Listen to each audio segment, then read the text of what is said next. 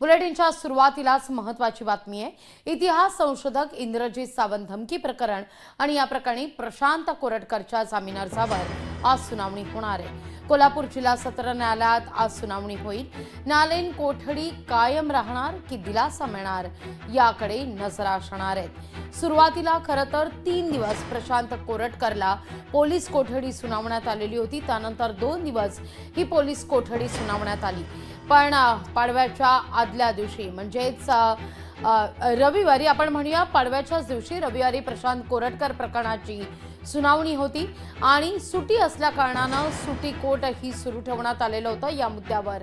आणि त्यानंतर 14 दिवसांची माफ करा न्यायालयीन कोठडी सुनावण्यात आलेली होती।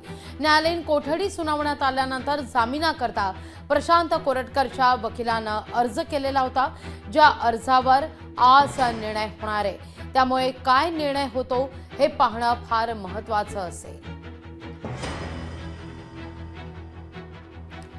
या सगळ्याविषयी अधिक माहिती घेण्याकरता थेट जाऊया कोल्हापूरला आपले प्रतिनिधी सतेज औंधकर यांच्याकडे। सतेज, काय अधिक माहिती या सगळ्या संदर्भात जो प्रशांत कोरटकर यांच्या वकिलांकडून अर्ज करण्यात आलेला होता जामिनाच्या दृष्टिकोनातून, त्यावर आज सुनावणी होणार आहे। 14 दिवसांची न्यायालयीन कोठडी सुनावण्यात आल्यानंतर कोरटकरच्या वकिलांकडून जामिनाकरता अर्ज होतोय। नक्कीच लाघवी, आपल्याला माहिती की महापुरुषांची बदनामी करत इतिहास संशोधक इंद्रजीत सावंत यांना धमकी दिल्याचं प्रकरण होतं आणि गेल्या महिनाभरापासून कोरटकर हा फरार होता। त्याला कोल्हापूर पोलिसांनी तेलंगणा राज्यातून अटक केली, त्यानंतर कोल्हापूर जिल्हा सत्र न्यायालयात हजर केलं।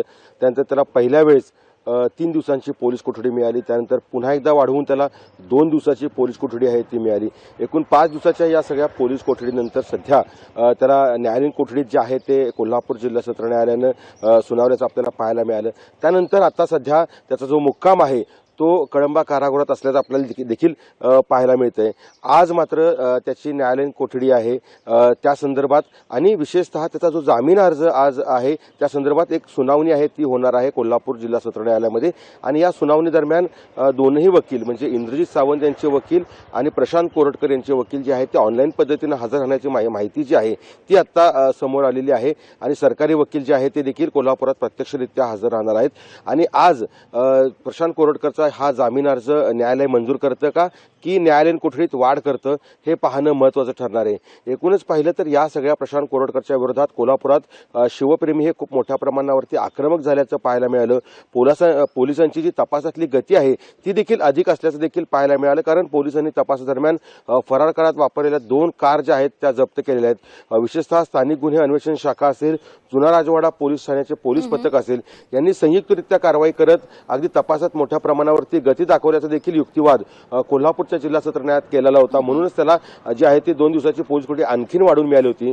आज जरी तो कळंबा कारागृहात असला तरी देखील आजच्या सुनावणी दरम्यान नेमकं काय होतं हे पाहणं महत्त्वाचं ठरणार आहे।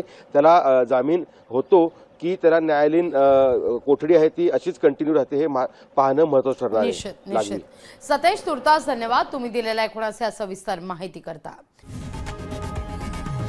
लोकशाही मराठी ऐका, पहा, जागरूक रहा।